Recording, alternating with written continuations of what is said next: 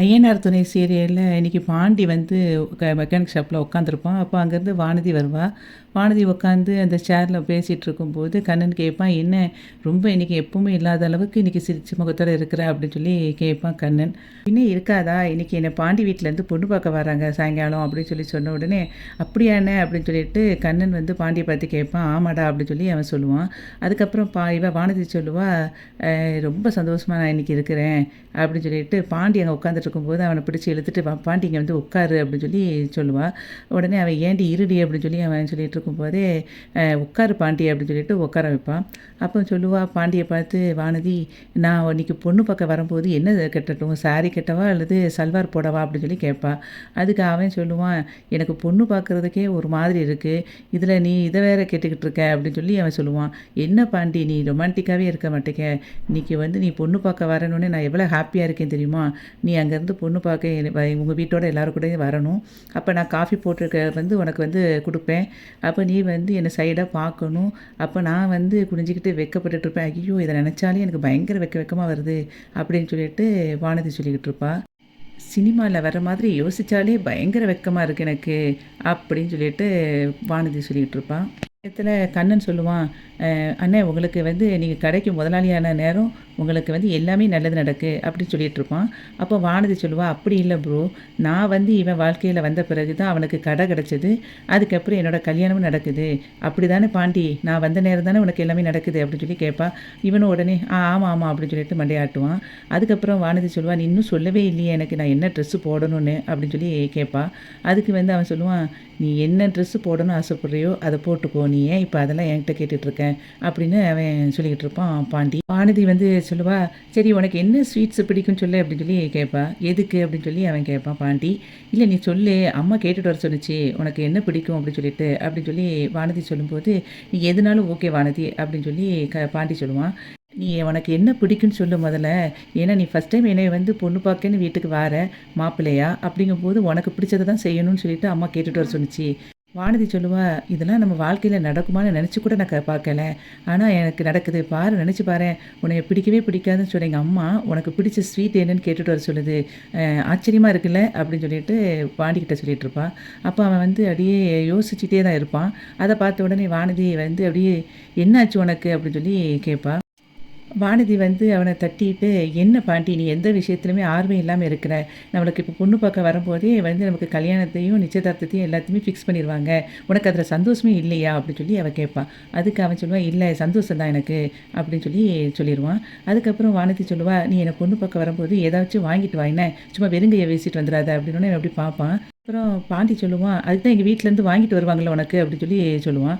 அப்போ உடனே அவள் சொல்லுவா, அவங்க வந்து வெறும் பூவும் பழம் தான் வாங்கிட்டு வருவாங்க, ஆனால் நீ எனக்கு ஏதாவது கிஃப்ட் வாங்கிட்டு வா, நான் நெட்லலாம் பார்த்துருக்கேன், பையன் வந்து பொண்ணுக்கு பொக்கே கொடுப்பான் அல்லது ரிங்கு போடுவாங்க, இல்லைன்னா மொபைல்லாம் வாங்கி கொடுப்பாங்க, நீ ஆல்ரெடி எனக்கு மொபைல் வாங்கி கொடுத்துட்டில்ல, அதனால் வேறு ஏதாவது கிஃப்ட் வாங்கிட்டு வா அப்படின்னு சொல்லி அவள் சொல்லுவாள். அதேமாதிரி உனக்கும் நானும் ஏதாவது சர்ப்ரைஸ் பண்ணுவேன், நீ பண்ணுறதுனால இப்போ நான் வந்து உனக்கு பண்ணாமல் விட்டுருவேன்லாம் நீ நினைக்காத என்ன அப்படின்னு சொல்லிட்டு வானதி சொல்லிகிட்டு இருப்பாள். அப்புறம் வானதி சொல்லுவா, நீ இந்த வேலையெல்லாம் விட்டுட்டு முதல்ல என்னை எப்படி குஷிப்படுத்தணும் அப்படிங்கிறத மட்டும் யோசி, இன்றைக்கி ஃபுல்லாக நீ ரொமான்டிக்காக இருக்கணும் என்ன அப்படின்னு சொல்லிட்டு கண்ணனை பார்த்து சொல்லுவா.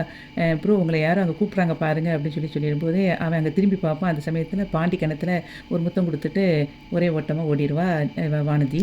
அவன் உடனே பாண்டி அப்படியே சைலண்ட்டாக இருந்து அப்படியே யோசிச்சுட்டு இருப்பான். கண்ணன் அதை பார்த்து சிரிச்சிட்டு இருப்பான். அதுக்கப்புறம் வந்து பல்லவனும் காயத்ரியும் காலேஜை கட் அடிச்சுட்டு படம் பார்க்க போய்கிட்டு இருப்பாங்க. அந்த சமயத்தில் பல்லவன் சொல்லுவான், எனக்கு கொஞ்சம் நர்வஸாக தான் இருக்குது அப்படின்னு சொல்லும்போது, ஏன் உங்கள் வீட்டில் எனக்கு பயமா அப்படின்னு சொல்லி கேட்பா காயத்ரி. படம் பார்க்கணும்னு சொன்னாலே எங்கள் அண்ணன் கொண்டு வந்து விட்டுருவாங்க, ஆனால் இப்போ முத ஒரு பொண்ணு கூட போகிறேன்ல, காலேஜெலாம் கட்டடிச்சு போகிறது இதான் ஃபஸ்ட் டைமு அப்படின்னு சொல்லி அவன் சொல்லுவான். அப்போ வந்து காயத்ரி சொல்லுவா, ஓ நான் வந்து ஏற்கனவே எல்லாம் காலேஜ் கட் பண்ணிவிட்டு படம் ஃப்ரெண்ட்ஸோடலாம் போயிருக்கேன் அப்படின்னு சொல்லிட்டு 2 பேரும் டிஸ்கஸ் பண்ணிவிட்டு போய்கிட்டு இருக்கும்போது அங்கே இவன் சோழனை கிராஸ் பண்ணி போவான். அதை பார்த்தவொடனே இவங்க 2 பயந்து ஓரமாக போய் ஒளிஞ்சிருவாங்க. ஒளிஞ்சவொடனே அவன் கிராஸ் பண்ணி போன பிறகு இவன் சொல்லுவா, உங்கள் அண்ணன் இன்னும் இந்த பக்கம் வந்திருக்காங்க அப்படின்னு சொல்லிட்டு காயத்ரி கேட்பா.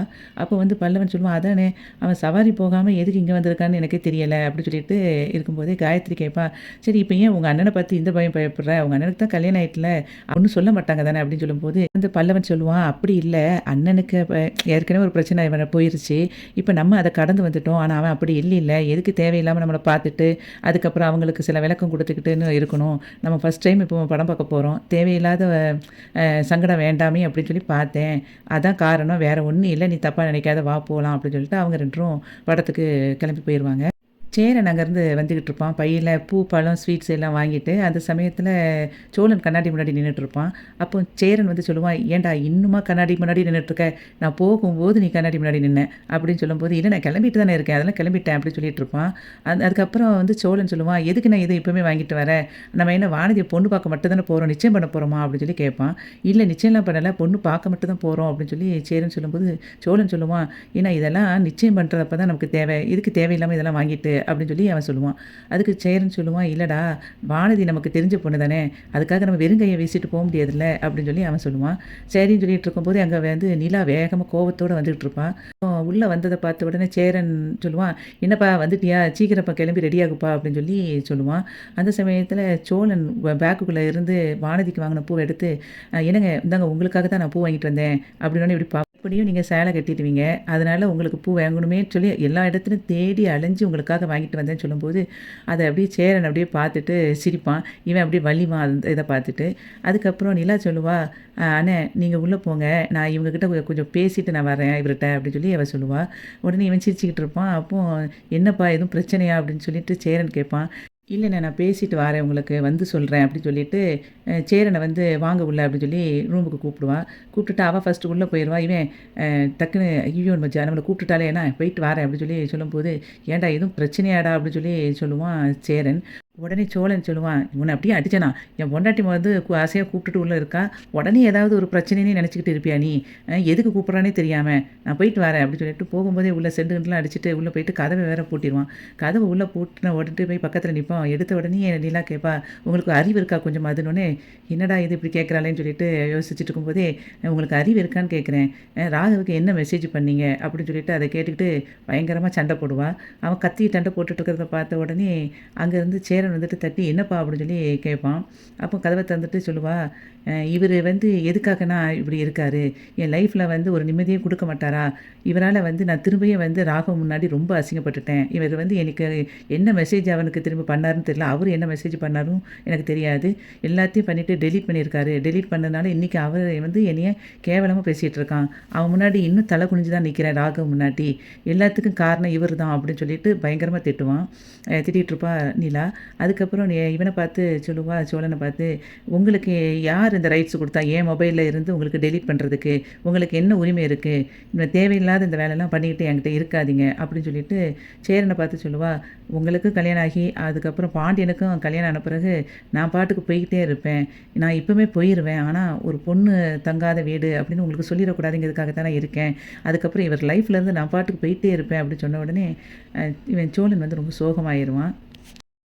கோவத்தோடு அப்படியே உள்ளே போயிடுவான். போன பிறகு சோழன் அமைதியாக இருப்பான். அப்போ சேரன் சொல்லுவான், ஏன்டா இப்படி இருக்கிற, நீயே தேவையில்லாமல் ஏதாவது ஒரு விஷயத்தை இழுத்து கொண்டு வந்து முந்திரி கட்ட மாதிரி பண்ணுற, அதாவது உனக்கு ஒரு நல்ல வாழ்க்கை அமைய போகுது அப்படின்னா நீ அதையே கெடுத்துக்கிடுவ போல இருக்கு அப்படின்னு சொல்லிட்டு, தயவு செய்து இனிமையாவது ஒழுங்காக இருக்க பாரு அப்படின்னு சொல்லிட்டு போயிடுவான் சேரன்.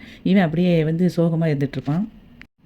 வானதி வந்து அழகாக சாரி கட்டி பொண்ணு மாதிரி கிளம்பி ரெடியாக இருப்பாள். அந்த சமயத்தில் அவங்க மாமா வந்து உட்காந்துருப்பார். அவரை பார்த்த உடனே அவங்க அண்ணன் வந்து அங்கேருந்து உள்ளேருந்து வருவான். வந்தோடனே அவங்க மாமா சொல்லுவார், என்னடா இந்த நேரத்தில் இப்படி மும்முன்னு மூஞ்ச வச்சுக்கிட்டு இருக்க அப்படின்னு சொல்லி அவங்க வானதியோட அண்ணனை பார்த்து கேட்பார்.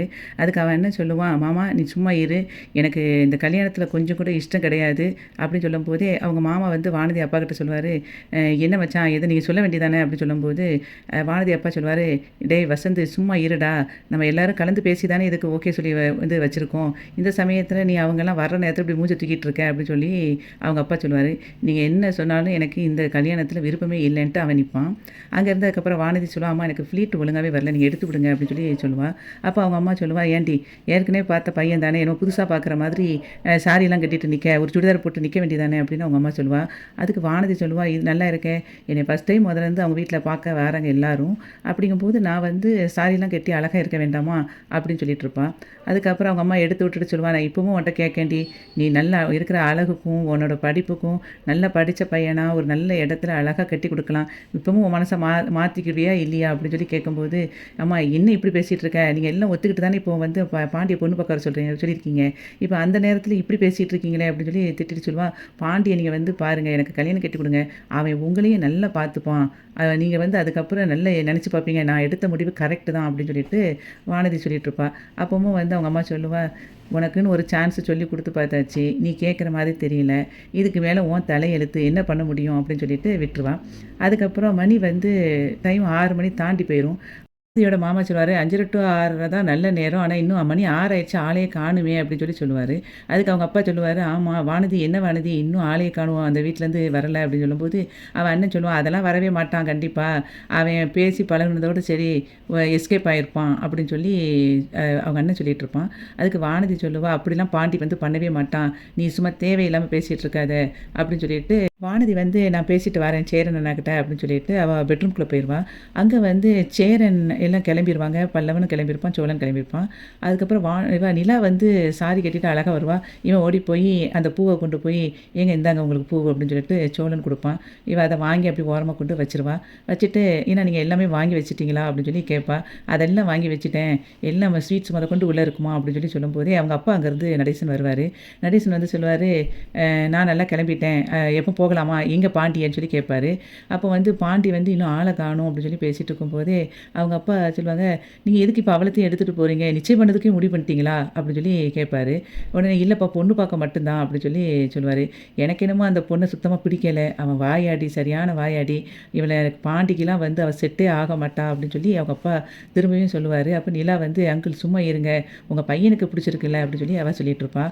அந்த சமயத்தில் சேரன் கேட்பான், என்னடா இது நம்மலாம் கிளம்பி ரெடியாக இருக்கிறோம், பாண்டியனும் ஆளை காணும், அவனுக்கு ஃபோன் பண்ணடா அப்படின்னு சொல்லி சொல்லுவான் சேரன். உடனே சோழன் வந்து அவனுக்கு கால் பண்ணி பார்ப்பான், ஃபோன் வந்து சுவிட்ச் ஆஃப்னு வரும். என்னடா எதுக்கு சுவிட்ச் ஆஃபாக இருக்குது தெரியலையே அப்படின்னு சொல்லிட்டு இருக்கும்போதே, நீ சோழா போய் பார்த்துட்டு வா அப்படின்னு சொல்லி சொன்னோடனே, சரி நான் நீ கவலைப்படாத நான் போய் பார்த்து கூட்டிகிட்டு வரேன் அப்படின்னு சொல்லிட்டு சோழன் அங்கே போயிடுவான். அதுக்கப்புறம் சோழன் போன பிறகு சேரனுக்கு வந்து இப்போ வானதி வந்து ஃபோன் அடிப்பாள். அப்போ சேரன் அதை எடுத்து பார்த்துட்டு, என்னது ஏதோ ஒரு தெரியாத நம்பர்லேருந்து கால் வருது அப்படின்னு சொல்லிட்டு அட்டன் பண்ணுவான். அது வானதி.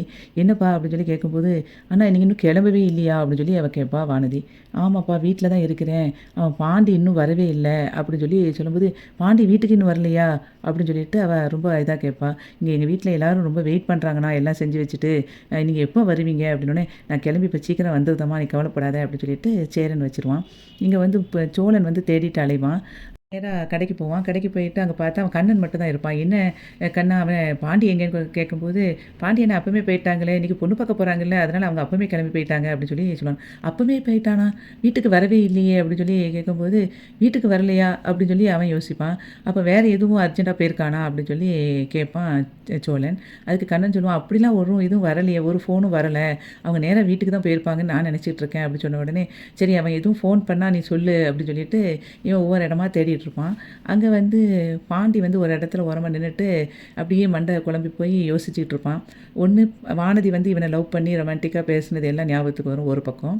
இன்னொரு சைடு வந்து யோசிப்பான், அதுக்கடுத்தது நிலாவை அவன் ஹர்ட் பண்ணுறது, அவள் வந்து ஒவ்வொன்றா வந்து தேவையில்லாத வார்த்தைகள்லாம் பேசுகிறது, அதெல்லாம் மாறி மாறி அவனுக்கு ஞாபகத்தை வந்து ஒரே கன்ஃபியூஷனில் இருப்பான்.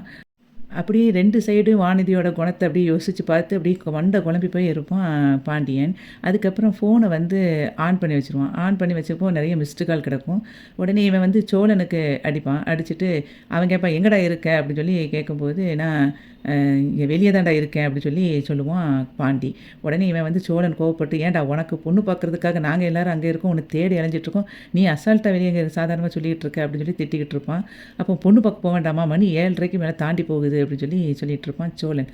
இல்லைடா எனக்கு பொண்ணுலாம் பார்க்க போக வேண்டாம் அப்படின்னு சொல்கிற மாதிரி இன்றைக்கி வந்து ஐயனார் துணை சீரியல் முடிஞ்சிடும்.